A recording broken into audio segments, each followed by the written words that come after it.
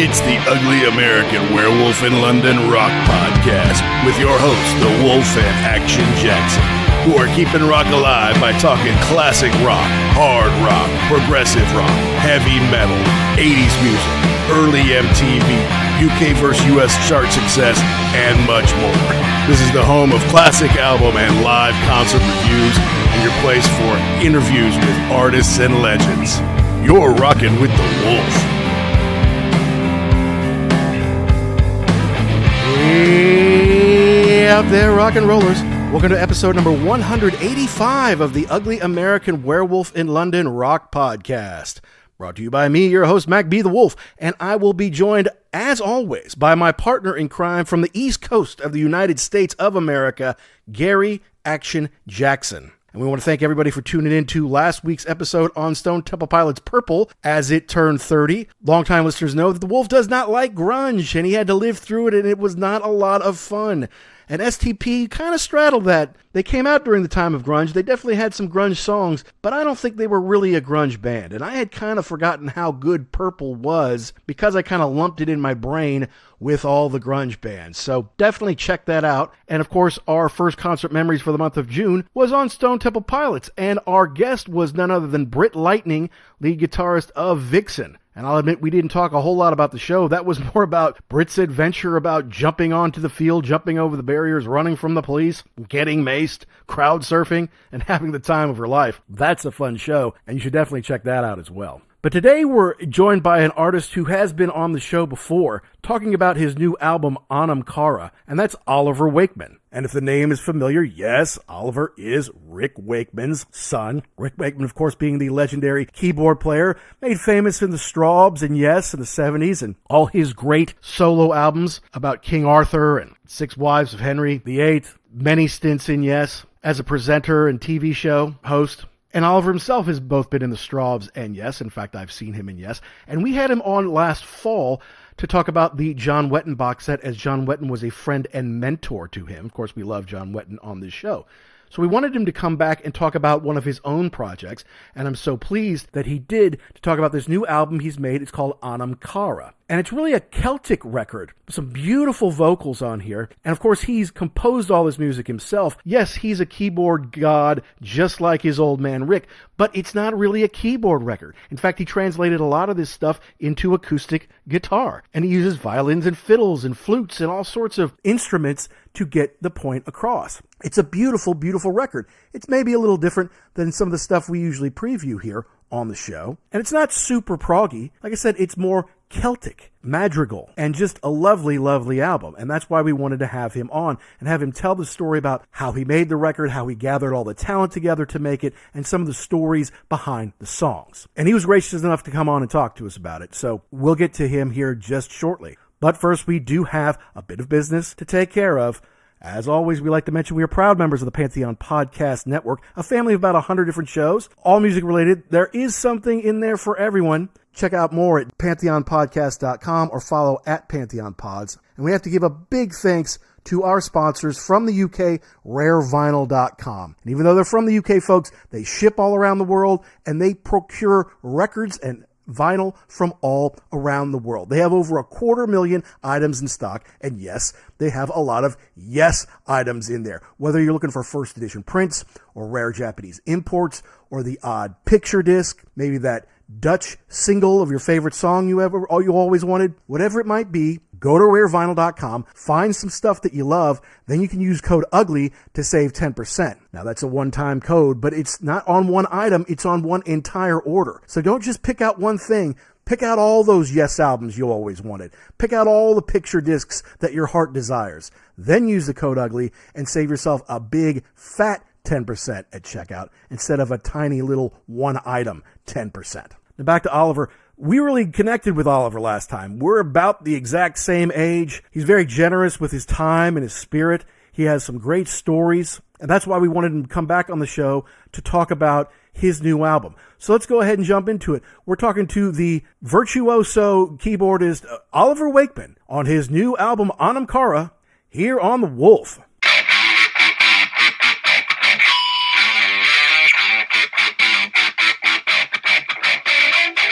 All right, well, it is our great pleasure to welcome back to the show keyboard virtuoso, or at least that's what it says in the press release of his new album, Anam Cara, Mr. Oliver Wakeman. Hello, Oliver. Hello. Yeah, I didn't write the press release, but it's very kind of them to say so.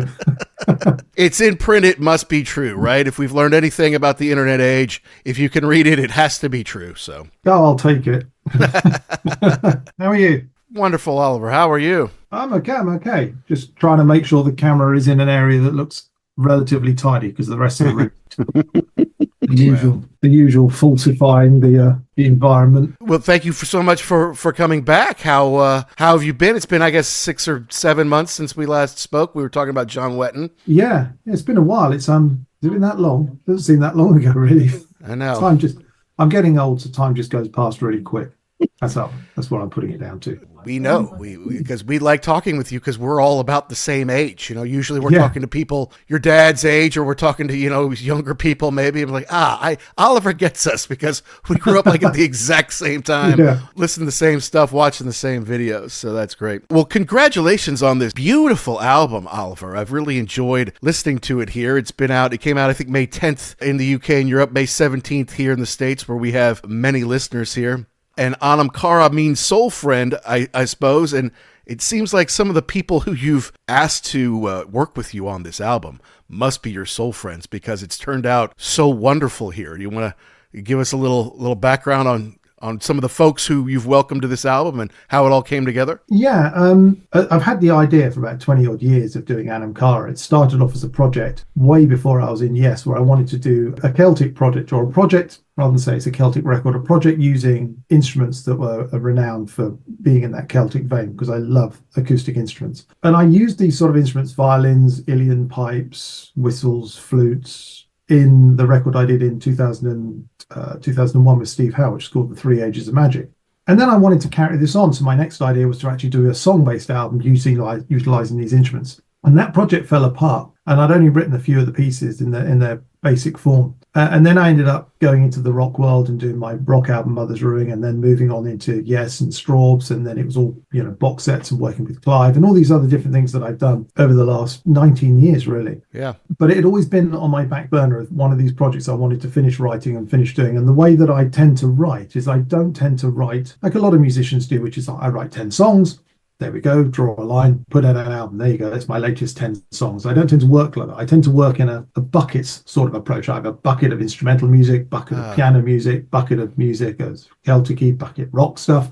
And then they tend to go into these little buckets, and then they sort of, every now and then I look in the thing and just go, there's about 10 pieces in there. Let's have a listen to see how they all sit together. And then some pieces might get discarded and some pieces might get thrown away or added to. And then I want to get a level of music that I'm happy with. I then sort of decide, okay, that's what I'm going to work on next. So it sort of got to that point with this project. And like I said, the Anam Cara name had been around for a while. And I realized that all the music that was on the record was about, I'm not going to say love songs, because it's not an album of love songs. It really is. But relationships, yes. Relationships is a better word. And I also use the word, the interactions between people, relationships that people have, whether that's romantic or whether it's a story or an internal relationship you have with yourself. And I sort of thought, actually, this Soul Friends title really works with all these things, because this is that interactions that come back to it. And then again, it was that thought of musicians as soul friends, because, we all make friends in life. We all have people we gravitate to and we get on well with. But with musicians, often you can end up working with musicians that you don't know very well or you haven't met before. Sure. And inherently, you end up working on a record together or on stage together. And you are inherently trusting this person, and trust is basically the bedrock of most friendships.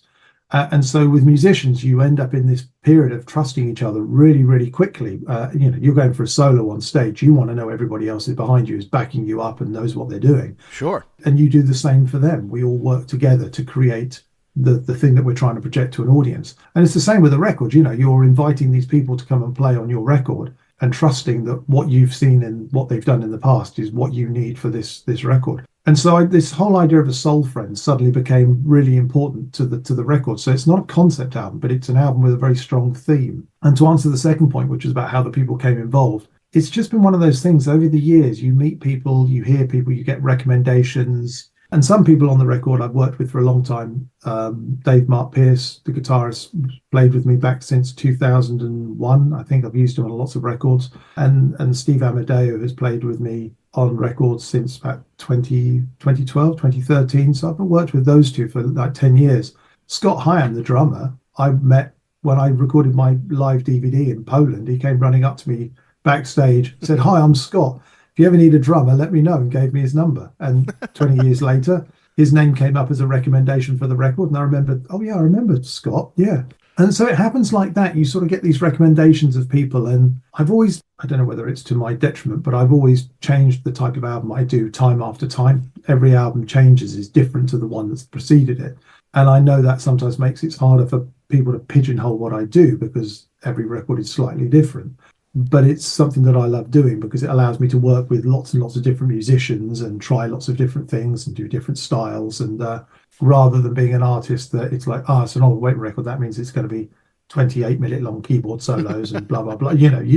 So I approach life like that. So all these people have been people that I've sort of earmarked for this project and sort of went, Hayley, she's been in Riverdance, so therefore she knows the Celtic stuff. I've seen her play in rock bands. I've seen her play as sing classical. And because of the nature of what I write, which can be quite challenging, can be quite varied, and because I'm so keen on melody and I know how I push my hands to do things musically on the piano, I do the same for vocalists as well. And so I needed a vocalist that could handle that, so I could turn around to say, right, you need to be singing like you're really mature at this point, you really understand what you're trying to do. Next minute it's like, right now I need you to be angelic. Next minute this person has really hacked you off, you need to be rocky at this point.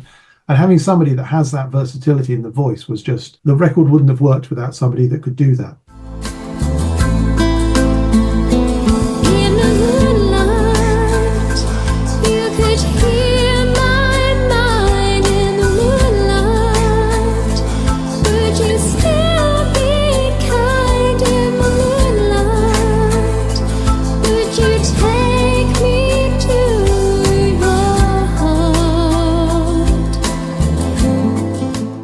Luckily, I'd worked with Hayley once before and seen all this and thought, she's right for this. And so that's really how it came about. It was all these different people I'd sort of got involved with. And and I just wrote to them all and said, would you play on the record? Expecting a couple of pushbacks, but everybody was, yeah, absolutely.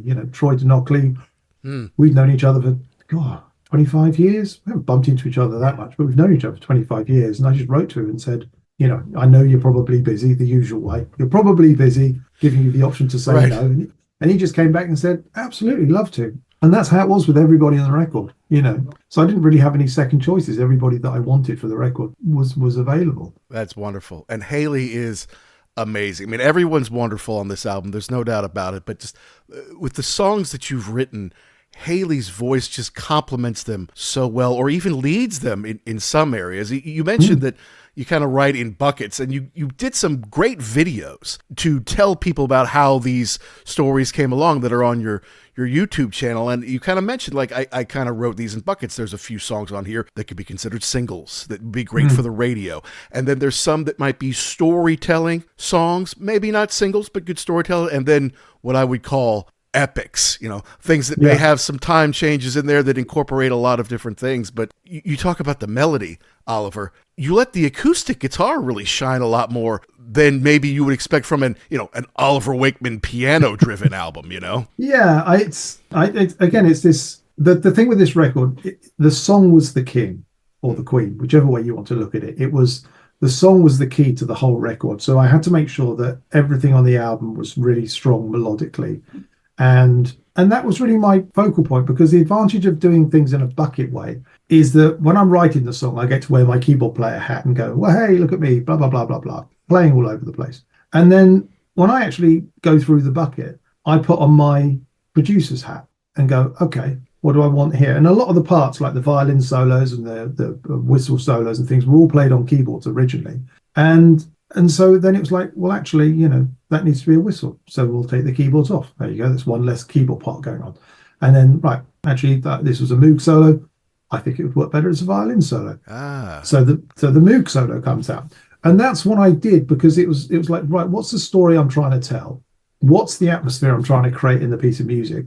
And I wanted the keyboards when they came through to shine and to be real focal points. But I wanted it to sound like a more collaborative effort, even though I'm in control of everything and writing all the parts and stuff. The advantage of having such wonderful musicians is I can write all these parts and give them to them, and they can easily play what I've sent them back. They can send it back to me, but then they add that little 10-15% magic that only somebody that really knows their instrument can add to a part. Like the violinist Robert would come back and say, played your part here, sounds great. However, as a violinist, I'd probably do a double stop here, which is where the violinist, obviously people that are listening, where they hit two strings at the same time. He'd say, that's what I would do as a violinist, because I'm at that point, that's where the bow would be. Do you want me to do that sort of thing? And absolutely, yes. And Hayley would go, well, I can, how do you want me to sing this? It wasn't, how do I, what's the melody? She knew the melody, but we did a lot of talking beforehand, which is, what's the character trying to do at this point? What sort of characterization am I trying to portray? And that really helped, on each song to be able to get an identity for a piece of music. And so you're serving the song,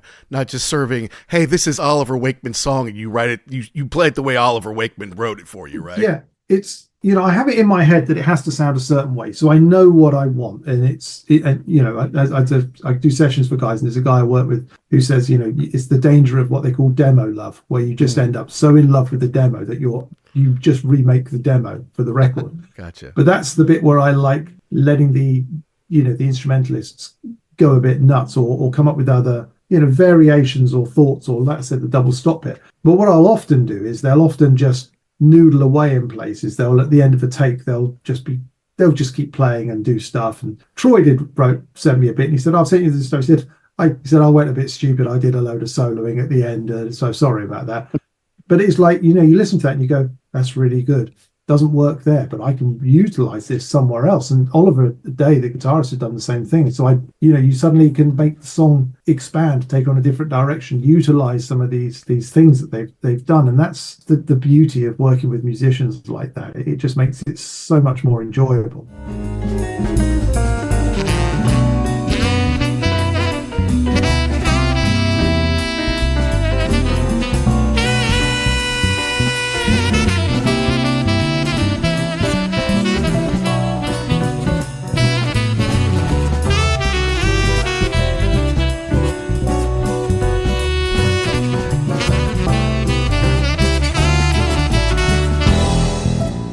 But, there are bits on the record where, like when I say, well, I'm not there. It's like, let the pipes do that. Or the keyboards are just holding a pad. It's like, the acoustic guitar, classical guitar, I love it. I love Ilium pipes. I love flutes. I love violins. I want to hear them.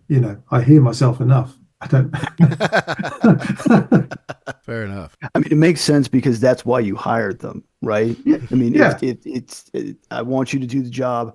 I understand that you can play this instrument. Just show me what you can do. Yeah, and I've listened to records in the past, solo records by people. I won't mention any names, but you listen to it, and it might be, say, a keyboard player's album, and you listen to it, and there's the one token guitar solo on the record, which is slightly mixed quieter than everything else, and you sort of listen to it, and you sort of go, you're serving the person rather than the song that you're trying to do, and that's great because at some point. When I spoke to Carl, the engineer on this record, I said, I'm doing a new record. He said, great. He said, are you finally going to do a, all-out keyboard record where you're going to go nuts and do all these silly solos and stuff? And I said, no, it's a Celtic crossover album. And he was like, you got to do one at some point, And I was like, yeah, I will do at some point, but it's not, there's other things I want to do first. And I was phoning up the guitarist and said, I'm doing a new record. He said, oh, great. You're finally doing a keyboard, I said, no. And it's like, oh, yeah, but I these other things I want to do. And I just like the idea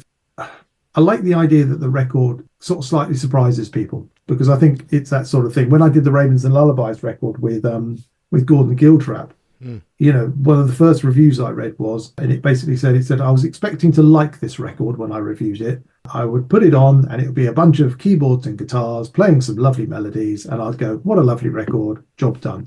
He said, what I wasn't expecting was the record I got. And that's what I like, is you do something that is actually, utilizing all the bits and pieces that you've got to hand. And so that's kind of what I've done with this record. And everybody that has heard this record or come back has said similar things, which is that it's really beautiful and it's very melodic, and it takes more than one listen to really understand the record. A lot of people have been saying it's you listen to it and you keep hearing things time and time again, which is for me, it's really gratifying because that's sort of what you're hoping for. You want somebody to listen to it and engage with the record. And I think if I'd just done a bunch of keyboard solos, it might have been less. Well, I agree with every point there. It is very melodic. It is very beautiful. And you do serve the songs there. And of course, I read reviews and previous interviews you've done, so I can get a sense of, how you're feeling about it, how some of the people out there are feeling about it. And one line from the, the DPRP review here was saying that because of the ballads on the album, like In the Moonlight or Miss You Now or Lonely, that demonstrates that Oliver is clearly a romantic at heart. Do you feel that way about yourself? Are you a romantic at heart, Oliver? My wife would probably say no. Yes. No, I have a similar wife's attitude, I do believe. Yes. Yeah, I think I am deep down. I'm a bit of a softie, but it's they're just. I mean, everything those ballads and those things like that. They're all based on stories, and some of them are based on slight bits of personal experience that then you expand out. For example, like Miss You Now is a story about a long distance relationship, and it was about a long distance relationship. That's the basics of the song. And then it suddenly developed into this, actually, maybe it's this person that keeps having long distance relationships and they keep falling apart, but there's still this longing and this need, and they almost get more emotive strength from the saying goodbye than they do of actually being together. It's that's why the chorus line is to say goodbye. It's all about this. The emotive bit there is so strong that that's the bit that drives the story. It's that the emotional intensity at that saying goodbye and thinking you're not going to see each other is so much more stronger than the actual relationship itself. So it was that sort of idea that this story came about.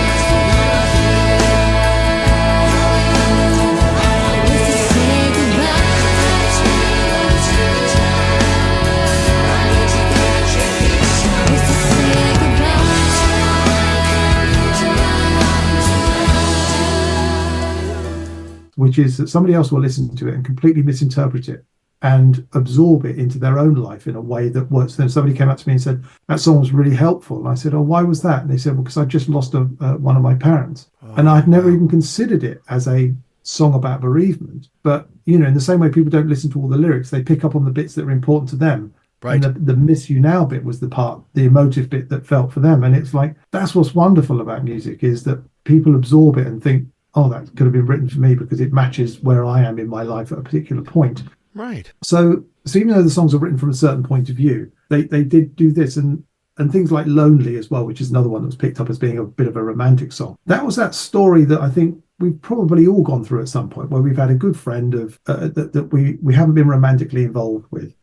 But you had that conversation. It's like, oh, well, if neither of us are married in 10 years' time, we should get together. And everybody in their teenage years or early 20s has this conversation with somebody in some respect, or thinks it, And so I wrote this little story about this woman going to a restaurant and waiting for the person to turn up 10 years later, and the person not turning up. And I sort of thought, I quite like this story, even though it's a bit sad. But then it became more of a story about actually following your dreams, because what had happened was the woman was just basically waiting 10 years for this event to occur so that she could then have that part in her life. The other person had gone off and followed their dreams, and that's why it goes into a big musical break, keyboard break, because it's like the person's gone off and been a musician, but it could be somebody's gone off and done something else. And it was this idea that two people's lives, one can just be statically following a line that they're expecting and they're just waiting for a certain point, and the other person has taken a tangent to try something else. And it suddenly became a sort of song about not just lonely, maybe more stagnation, the idea of just always waiting for something else to happen to make you happy, rather than actually trying to do things that could make yourself happy. It's a feeling that hits you and then starts to burn, and I don't want to be lonely anymore. I just need you here by my side, and I don't want to feel lonely anymore. It's burning me up, it's burning me up inside. So every single song that you might look at and go, lonely, oh, it's a romantic song about somebody that doesn't have a boyfriend. Actually, it's there's a story behind it that makes it more more about the relationship between people and the relationship we have with ourselves. And it sounds like I'm getting a bit deep. It's not trying to. It's where the stories come from. It's like Here in My Heart is actually a story about that internal struggle you have when you're trying to find confidence to do something, and part of you is just going, you're no good at this, you can't do this. And the whole point of Here in My Heart is that you have this internal fight that you actually can go off and do things. You can overcome things that concern you or worry you. We only get one life, so don't sit there going, well, I'll be completely and utterly safe. You have to believe in what you want to do. So every song does have a deeper story behind it that's based around this relationship or interaction that people have. So I've probably rambled there a bit, but I think it makes sense. Yeah, no, and I'm a master editor, so don't worry, it'll be very coherent on the show. Yes. Probably just me going, yes. Yeah, that's what it is. Hi, this is Guy Fletcher from Dire Straits, and you're listening to The Ugly American Werewolf in London. It is interesting, though, you said the more that you listen to this, the more things come out. And that was true for me. I would listen to it and I said, okay, I understand what's going on. Because each one of these is almost like a little movie or a little story into itself. And so you kind of listen and then, okay, I got what's going on there. And then you go back and listen to it again. You say, well, wait a minute. Maybe it's something a little different. Maybe it's something a little deeper. And it's interesting, the other point that you made about how, you write the story and you release it out into the world and then people absorb it and they may absorb it a little bit differently. That it's just an interesting concept on how people can take one part of it and fit it to their own needs or their own story in their life. Yeah, it's a wonderful thing that music can do. I mean, it's the one thing that I've always wanted to be a musician for, because, my son talks to me about music and says, oh, why did you do music? Why did you do this? Why did you do that? And it's like, it's never to own a yacht. It's never, you don't do it for the reward. You do it because it's an inherent need to tell a story or do something. And the one thing I always say is, my son said, why did you write these songs? I said, because no one else had and I wanted to hear them. And that's my stock answer to what I write, is because you have these things that you want to tell. And that really, really works. I remember years ago, somebody wrote to me and said that they'd met their future wife on a chat room talking about a piece of music that I'd written. And you suddenly go, wow, what's wonderful about music is I could be sitting here talking to you guys at the moment, and someone else could be listening to the record somewhere and getting something from something that you've done. And it might be helping them, make them think, supporting them in a time of need, giving them some comfort, making them happy, making them sad. It's having an impact in their life, even if it's emotional, in a positive way. Yes. And that's what I really love about music, because it transcends language as well, because even if you don't understand the lyrics of some of the stuff, or it's not your first language, the music, if it's well done, can be emotive enough to help study. I mean, my daughter loves watching gymnastic ribbons, and so she's always got these dances going on. And I'm listening to some music that she's got with some of the French dancers. And the music moves me. I can't understand a word they're saying because I'm terrible at languages. But you can hear the emotion in how they're singing, and you can hear the emotion in the music, and it moves you. And so you sort of think, this is amazing. I can't understand what this singer's singing about, but it moves me because the music is doing the right job. And that's what I love about music. It's just such a wonderful art form. Well, that's why I always tell anyone who will listen, even those who don't, that music is the most human of art forms, because just like you said, you don't have to speak the same language, but you put the music on and everyone can feel something, right? And as brilliant as writing is, or sculpting, you can't put 20,000 people in a room to read a book. You can't put them, in a room to look at a painting or a sculpture, but you can put them and give them some music to listen to and see how they feel and move and emote. So it's a big reason why we do this. Music is so important to human beings to better understand each other. It just so happens that ours is the rock and roll, prog, and heavy metal world. But you touch on all these different pieces in here, like Celtic and other things, that you can bring things together that you may not seem on the surface like they go together, but they do. And then after you let it out there, it's not just what you wanted people to feel. They feel whatever they feel because of the inspiration of the music. Absolutely. And live shows are like that. I mean, I remember years ago, Steve Steve Howe would always say to me, you know, the opening track is that sort of slightly awkward, flirtatious period between an audience and a band to sort of see how's the evening going to go. Are they getting into us? Are they straight away in the mood for it? Are we going to have to work a little bit harder to try and bring them with us? You know, you because every time you're going to a, you know, technically you've got the same instruments around you still, the same lights doing all the same thing, but you have a different auditorium in front of you, or arena, or whoever you're playing in front of. And some people you can see closely, some people are nowhere near you, and you've got to try and bring everybody along. But the one thing about a music show is everybody there is pretty much there for the same reason, which is to have a good time. So it's generally a really positive energy place, and it's and again, that's what I love about music. You know, it's just wonderful, which is why I think we end up doing this sort of thing and spending hours talking about music, because it's great. It's wonderful. Yeah. No, and now we were talking about Here in My Heart. It's an epic song. It really is. And your piano against the acoustic guitar, you know, a lot of music, the piano and the guitar kind of, or the keys in the guitar are kind of fighting for that mid range, right? I mean, you've got Hayley singing up high, you've got bass and drums down low, and that mid range there can be some, you know, jarring, jabbing for space, but I feel like they work together really well. And then even when the violin comes in, it all complements each other. It's amazing that in that video you're talking about, I just kind of wrote this as a little Celtic piece with one thing that kind of repeats. You know, it's the same thing over, and then it builds out into this huge epic thing. It's amazing that as a songwriter, you could take this tiny thing and then turn it into this huge thing. Yeah, that song started off, like you say, as a little Celtic refrain, this sort of da da da da da da da da da da. And you know, I was listening to Celtic music and there's a lot of folk songs that do this sort of repetitive thing of telling a story through a similar sort of style of chord delivery. And so I did that, and then I get excited by a piece of music. It's like, oh, this would be fun. What can I do here? What about this? And then I was sort of like, oh, bring some violins, or we need some pipes in here. Let's do that.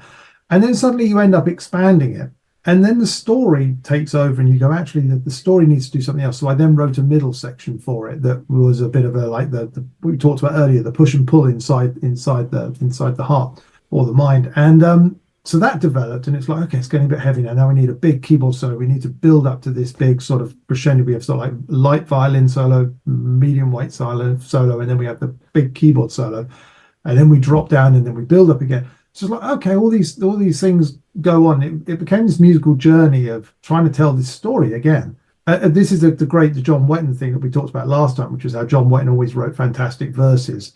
That's right. So he influenced this song indirectly without ever realizing it, because I held that view of John so closely to the way that I work. I listened to the record at the end and realized that the vocal line hadn't developed in the same way that the musicality had developed. And we were in the middle of the mix. We were literally 2 days away from finishing the record. And I listened to this near final mix and thought, that vocal line just does not work anymore. It's now been superseded by everything else. And so I had to sit and then rewrite the whole vocal line. I had all the lyrics and I had to write a few more lyrics, but then I had to rewrite every vocal part. And then I had to phone up Hayley and say, I need you to make an amend to Hear My Heart. She went, what is it, just a line or two? I said, the whole thing. And she was like, Thanks, okay, Oliver. what's wrong? What was wrong with it? And I said, nothing. But it hadn't reached the heights that everything else had. You then sounded less convincing and less strong against everything else that was going on. So it has to change. You have to develop vocally as well. So I've written all these new parts. And then, you know, she was like, okay, great, send it across. And she loved it. And then, you know, so that was all positive. But then there was the sort of less positive, comfortable conversation with the record company that said, I need to go and redo one of the songs again. One more time. And they were like, really? And I said, yeah. And then they heard it, and they actually, the lady from the record company came back and said, oh, my favorite song is this, Here in My Heart. And I said, well, that was the one that I had to redo. And so it was all okay in the end. And it's but yeah, that's sort of an indirect John Wetton teaching. But it's you know, it happens that way. Piece of music has got to be, in my head, it's got to be right. You get a feeling when a piece is right. You get a feeling when you go, I'm pulling the wool over my own eyes here by going, yeah, it's great. And the difficulty is you get this thing as a musician where you look for almost accreditation from someone else. So I'll say to my wife, do you like this? And she'll listen to it and go, yeah, it's fine. and then and you can take that as a bit of, oh, okay, great, it's okay. But in your heart and inside, you know when something's not right. And in my head, it was like, this isn't right. And no track got through until I got to the point where it was right, and I'd go to bed singing parts, and it was in my head all the time. And that's when I knew that it was right. Yeah. Well, good for you, because you'd be kicking yourself had you not done that and let it go through. I know, that's the difficulty, is it? And then we always do that. Every record that goes out, you end up missing something or something. This one, luckily, I don't think I've missed anything on this one, but there have been occasions in the past where you go, oh, how did that get through without anybody noticing? Yeah. No. Well, see, we do that too. It's just that next week I get to do it again. It's like, oh, I didn't ask this question, or I didn't put this fact that I think people would like in there. Well, that's fine. I got to put out a new show next week. Anyway, you've been working on this album for 20 years, you know. Yeah. If you miss something, you're really like, oh man, I missed that opportunity, and it'll be 20 years before I do it again. And you know what? I'm trying not to think too closely, because there probably are things that I've done at some point in a demo that I've missed, and if I went back and went, oh no, but you just have to go with it where it was taking you. And there's a certain point where you go, actually, this is doing what it's supposed to do. It's telling me what it's supposed to do. And you know, if you've missed something out, it's only you that knew it wasn't there. That's right. No one else is expecting it. It's just one of those things. But no, it was one of those records that when I got it back, I deliberately didn't listen to it for a week or so, because you've lived with it for such a long time, particularly in the day that we work as modern musicians, which is different to maybe how it was in the 70s, where you sort of went in, recorded a load of parts, disappeared, and then the engineer had to spend a load of time. Because I do a lot of the engineering here, and I'm arranging it, and I'm putting it together, and I'm working very closely with Carl that's doing the mix. You really are much more in the detail than maybe in the past you would have been. I mean, my dad, for example, will often say that he'll record all his parts. He often won't even be there when some of the musicians are playing on it, because he wants to get the experience of hearing the record as fresh as it can be. Okay. I have an opposite view. I like to know that when I'm going to get that record back, it's going to be what I heard in my head, but better, because somebody that really knows their way around an engineering desk and mixing the record can make it sound better than I'm expecting it to be. And I enjoy that element of it, getting something back and going, wow, that sounds really powerful. That sounds great, but not getting surprised by things. So I always sort of leave it a couple of weeks, because I know what it's going to be. But then by leaving it a couple of weeks, you then get a little bit of freshness of going, oh, wow, yeah, you know, I'm enjoying this now from a different viewpoint. I'm sort of listening to it as a listener rather than the creator, which is quite a nice feeling when you do get to that point.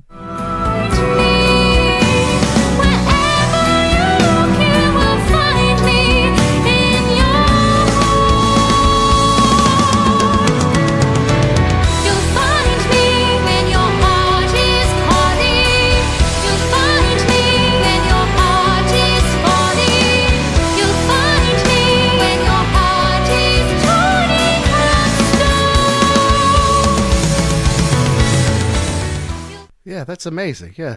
Now, you mentioned, Rick, one of your videos was so funny, talking about the Queen's Lament, which my wife and daughter absolutely love this song. And because it's so beautiful, I'm like, well, you know what it's about? I'm like, are you following the story? You know, because it's about a woman who's going to be beheaded. But you say in there, you know, and people are going to say it because it's about Catherine Howard. It's like, oh, he's doing Henry VIII. He's just doing what Rick does. Like, nope, that's not it. You shoot that down right away. Yeah. Again, it's a piece of music. If somebody listened to it, they would never ever probably attribute it to me as a musician. They'd probably just go, that's a bit. It's fair, yeah. But I love guitars. I've got guitars in this room, and I don't play to the level that Oliver Day does, but I play, and I've been lucky enough to play quite a lot of guitar on this record, which has been really good fun. But the classical guitars, I particularly wanted Oliver to do, because he's got such a good touch on the classical guitar.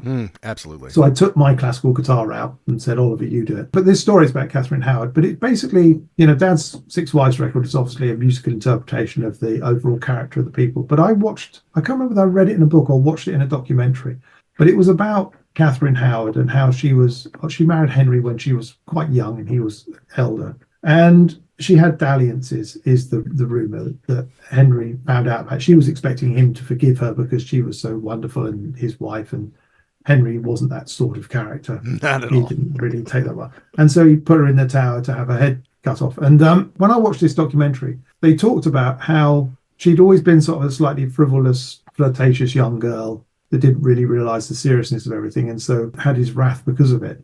But when she was in the tower, she realized that the only thing she still had control of was the manner of her death, as to how she was perceived in history, and how she suddenly started to become wiser and more mature about everything. And that she decided, and apparently in this documentary I watched, or book, I can't remember which one it was, but she talked about having the headsman bring the block to her so she could practice going up to the block and putting her head on it so that she could be regal and people would actually show some respect at the end of her end of her life. And so I had this little story, and I sort of sat there one day with a classical guitar and started writing it as if the Queen was sort of in her room talking about her life and how it had gone wrong. And it ended up in a bit like this sort of medieval sort of thing. And then I had this little refrain where you had these voices, this no, no, no, no, no, no. Mm-hmm. And then it came with this idea that actually what would be really nice would be she's in this room on her own. And then maybe one of her lady in waitings who's sort of been slightly stood back because doesn't want to get the wrath of Henry as well has sort of gone, actually, I admire your courage there, and comes and stands with her and sings the refrain. And then the next refrain comes round and there's three voices. And the next time round, there's a male voice. So one of the guards has joined. And the end of the piece ends up with all these voices around her showing a level of support for the decision that she's made and how she's going to handle her final days. And interspersed with that is all the whistles and the military drums and the violins and a little of a march in there too. Yeah. Yeah. And I so it's quite a somber story, but I think it's quite a beautiful piece in its own way, because it's not actually about somebody's death. It's about the manner in which somebody approaches their death and the courage that somebody can have. So it's kind of like a piece about courage. I should have been more wary, but now I must be brave, waiting as the hours send me to my grave. Na, na, na, na, na, na, na,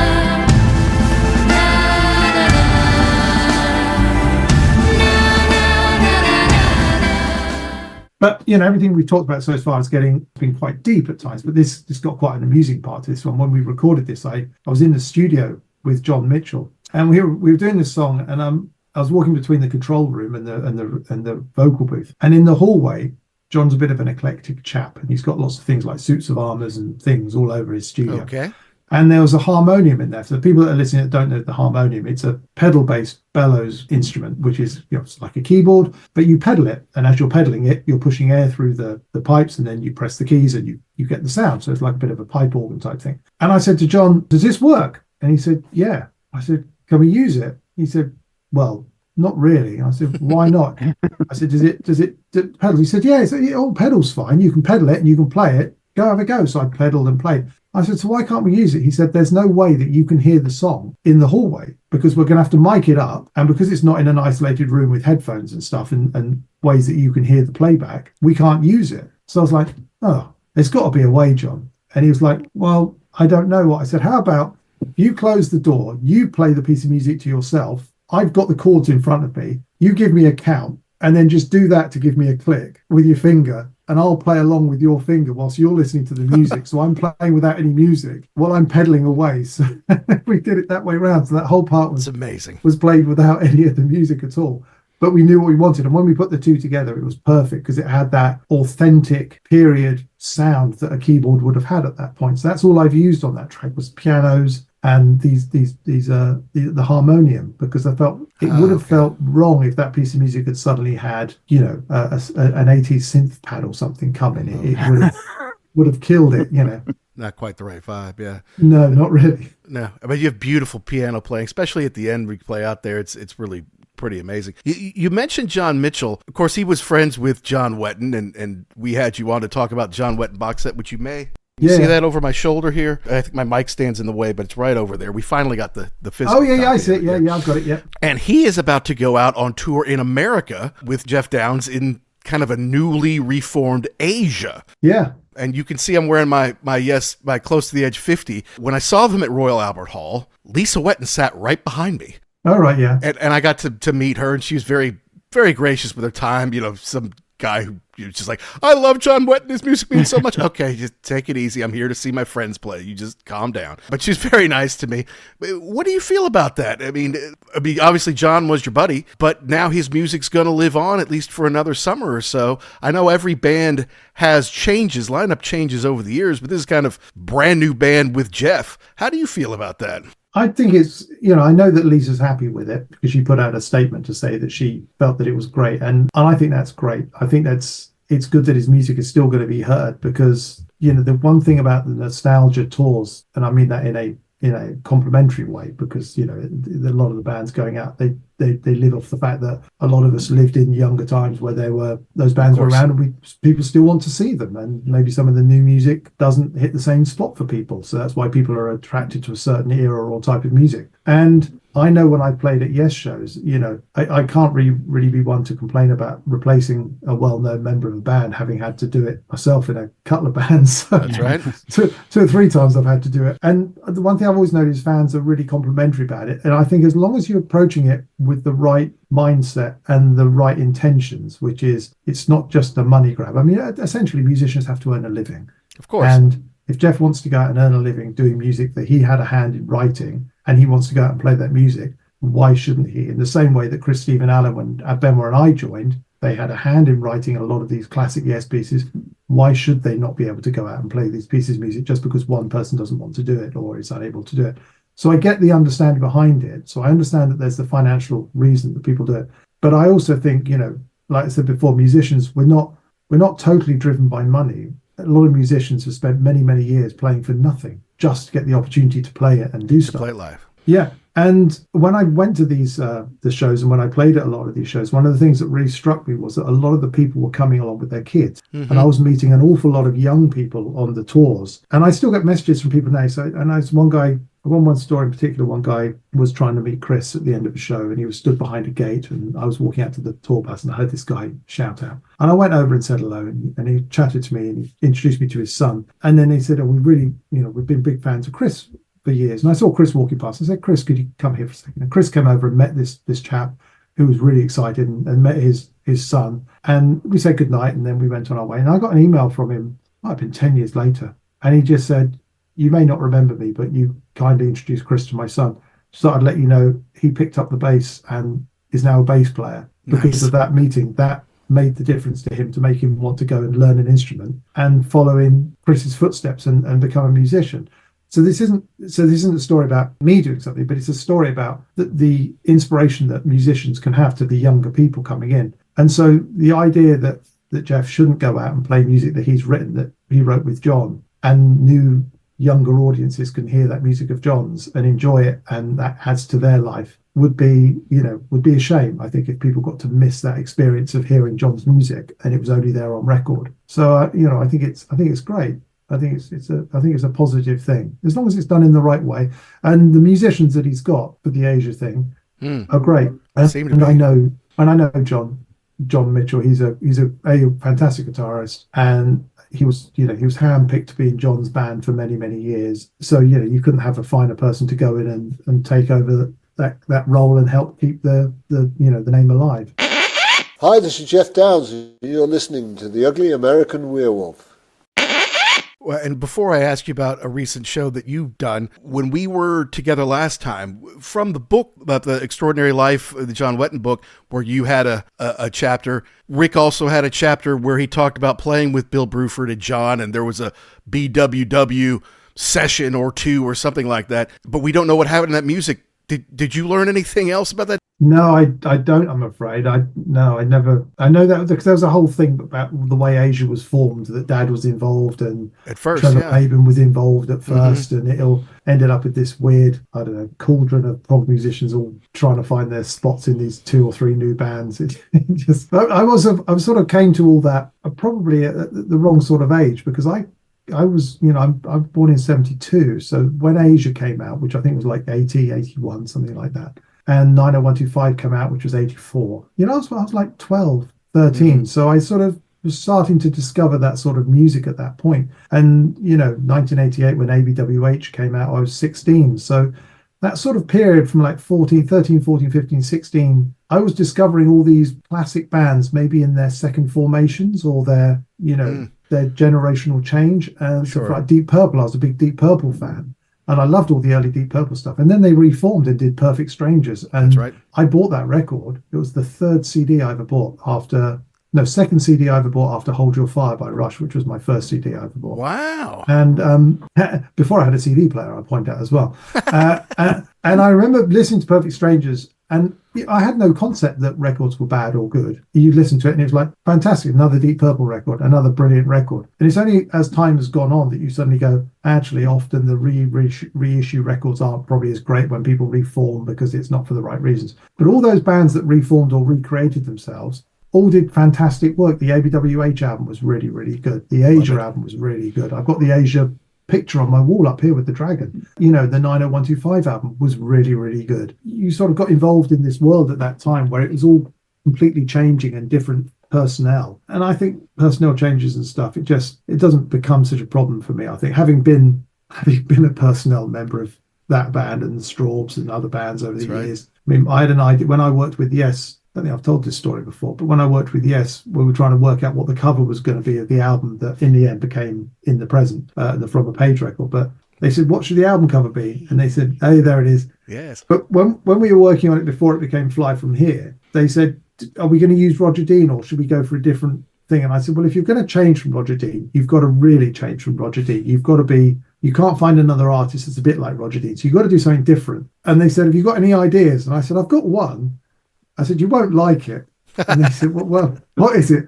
And I said, I think you should have just a square cover. And you should have, it's like you're inside a car driving and you're looking at the binnacle through the steering wheel and the road's in front of you coming towards you in a bit of a blur. So you can see it's moving at speed. So you're giving the impression that you're moving forwards. And I said, on the steering wheel, instead of the logo of the car maker, it should be the Yes logo. And then the mileometer or the odometer, which is showing your mileage, should be changing from 18 to 20 and missing out 19. And I said that's because Benoit and I were joining us at the same time as members 19 and 20. Nice. And I said I thought that would be a really good sleeve. I think it got cool idea. I think it got shot down. I think it got shot down pretty quickly. But I thought it would have been quite cool. I'm sure. Okay, thanks, Do Guy. We're going to do what we've always done. Thanks. Yeah. Roger on the phone. I know, I was just going to say, but I think it was that opportunity in life where if you're going to do something different, make it different. Do it different, right? Yeah, no, Do it absolutely. different. Yeah. Didn't you get to play some of this at a festival here recently? Yeah, we did the Winter's End Fest. Winter's End, yes. So I got a five-piece band together. It was me and four other people. Hayley, Scott from The Record, Oliver Day, and we had Dan Nelson from Magenta playing bass with us because Steve was unavailable. Okay. And we putting the set list together, and so everybody sort of assumed that it was going to be easy for me because I'd just be playing a load of music I'd always played.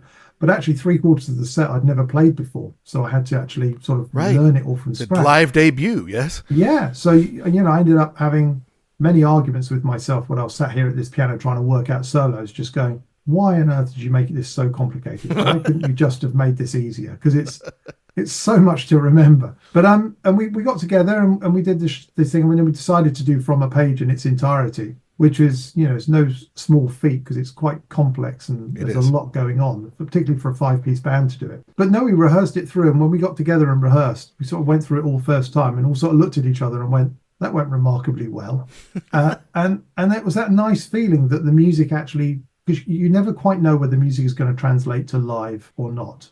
You can think it is going to, and you can think, it'll be a great live track. And then you play it, something about it doesn't click. There's something in maybe in the way the original was recorded that gives it a certain type of charm that you can't recreate, things like that. But these songs, they all just immediately were great fun to play and all fell into place. And Hayley's voice, was great for the record being, even though she's a female and obviously it's sung by Benoit, because she has that ability to sing high and low and has such a good range. She could cover all those parts really well, and she did a fantastic job.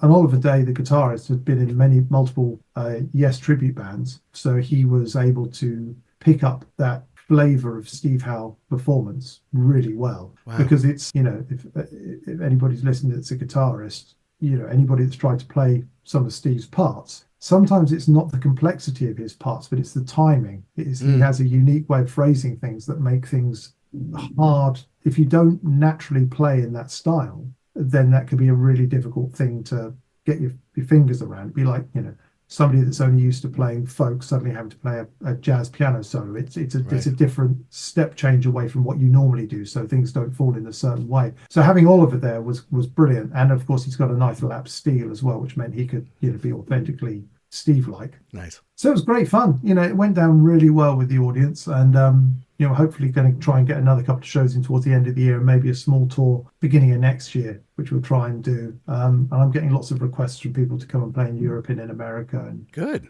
It's one of those things. If I can make it work, I will. But it's all these. The difficulty is with something like this is it's taking a new project out with a new band.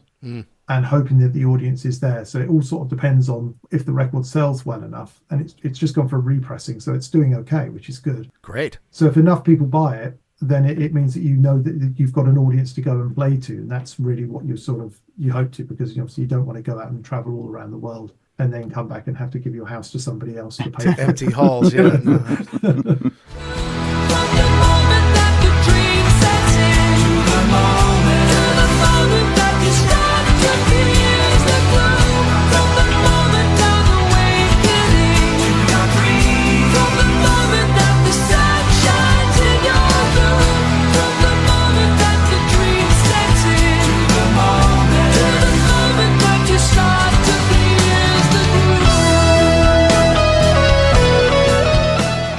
We understand, but we hope we could get to see you live, or maybe at some point you could put out a live album of the Fly From Here stuff. That would be pretty amazing too. Before we let you go, we do our show. It's kind of the juxtaposition of success in the UK versus the US chart success and things like that. And we're always fascinated, as an American who lived in the UK recently, of people's experiences when they come to America. And last time you said on the ABWH tour, you got to come to America and told a story about buying the Astra album at maybe a record store in Texas. At that time period, when I think America was a much calmer place, if not a better place back then. Can you give us a story about, experience being a young Englishman coming to an America and be like, whoa, this is a weird place, this America? Yeah, I think it's slightly easier nowadays for English people to adapt to America, because we have so much shared television now. Whereas I think back in the 70s and the 80s, it was so different.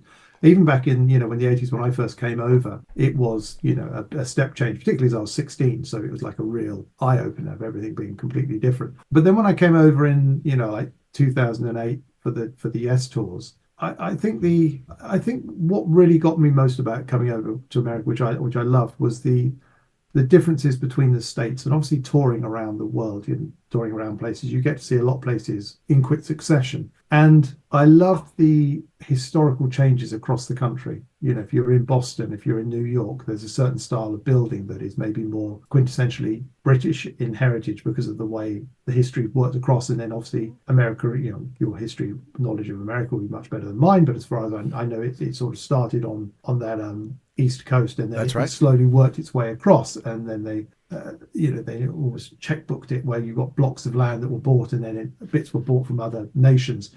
And it slowly all came together. And then you can see the change in style and building types, and as the American people developed their own style as generations went by. And I think that's the thing I always love about coming to America, more than because the people are always phenomenally welcoming, always phenomenally friendly. But seeing the change, because you sort of, maybe from Britain you get a certain view of what America's like from maybe certain TV shows. You think everything's like Desperate Housewives, which means everybody's got this massive house on a beautifully manicured lawn.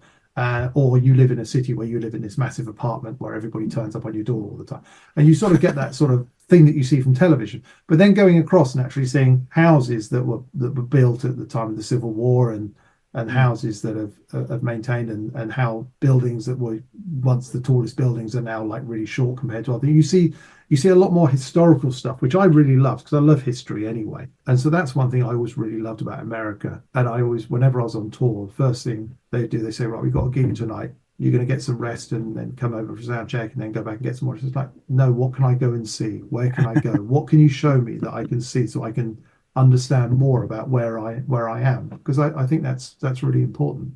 And I loved all that. Yeah, I think I drove people nuts sometimes, because people on tour just wanted to sit in their room or go and sit in a bar, and I was like, no, drive me somewhere. Show me something.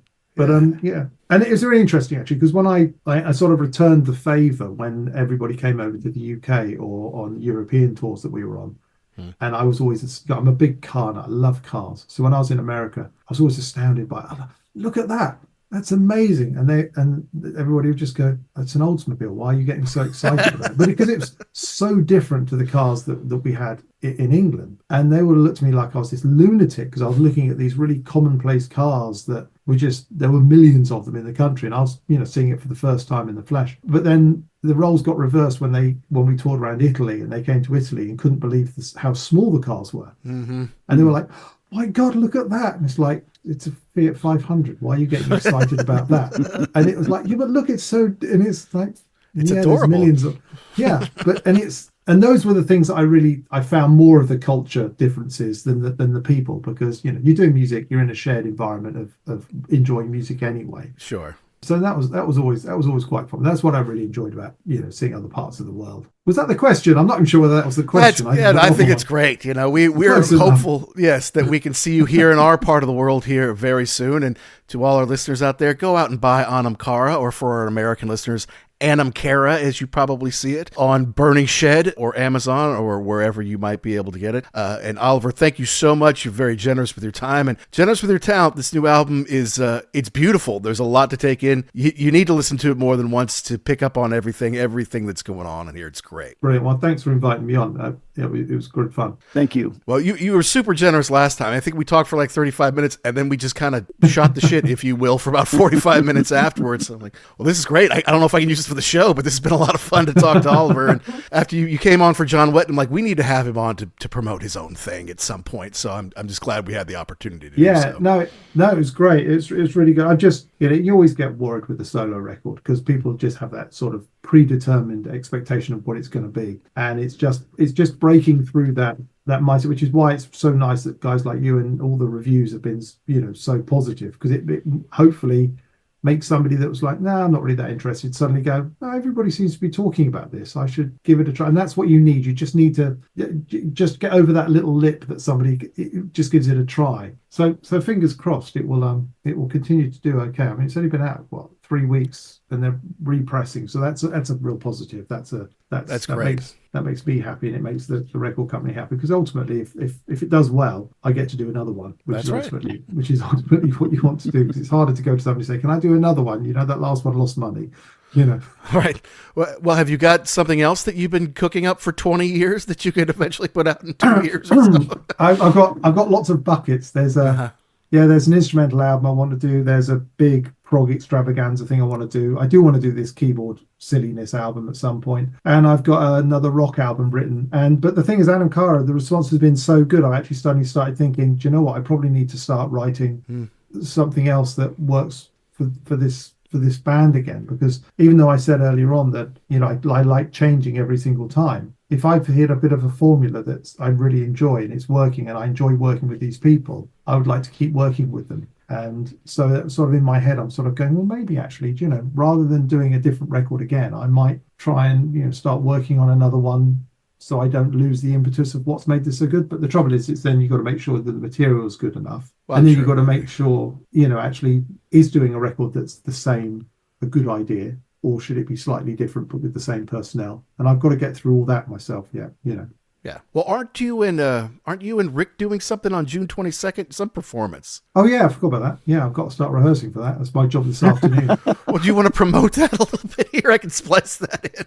Yeah, I forgot about that. Yeah, it's a charity concert on 22nd of June for a school for children with special needs, and for a theatre called the Roses Theatre. So two charities that really need funding. Schools always need funding, particularly schools where they have children with special needs. There's so many requirements that children that need in those places, and the budgets are always cut to the bone, and there's so much specialist equipment. So we thought, what could we do to help? And we did it last year, and we raised quite a lot of money for it last year. And then when we were finishing at the end of the night and we were on stage and everyone was clapping, Dad looked at me and said, oh, we should do this again. And then I sort of waited 6 months and then said, Dad, do you remember you said we should do this again?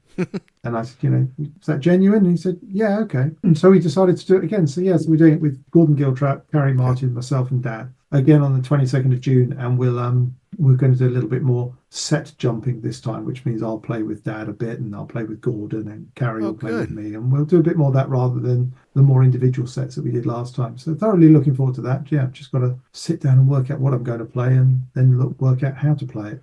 Anything from Anam Cara, you think? Might do. I might, because Carrie's going to be there, who's a beautiful folk singer. So I might do View from Here with her. That's my initial thinking, because it's one of those pieces that probably will translate to a piano piece quite nicely. Well, that's amazing. Well, I doubt we'll be able to hit that, but for everybody who is around June 22nd in the UK, whereabouts is it? Tewkesbury, the Roses Theatre in Tewkesbury, which is near Cheltenham. Everyone go check that out if you can. And Oliver, thank you so much. All the best for the new record. And if you ever have anything else to promote or want to talk about, you're welcome here on The Wolf anytime. Marvelous. That's great. Thank you. Thank you, sir. All the best. Brilliant work here. Thank you so much. Brilliant. Thanks, guys. Thank you. See you later. Bye.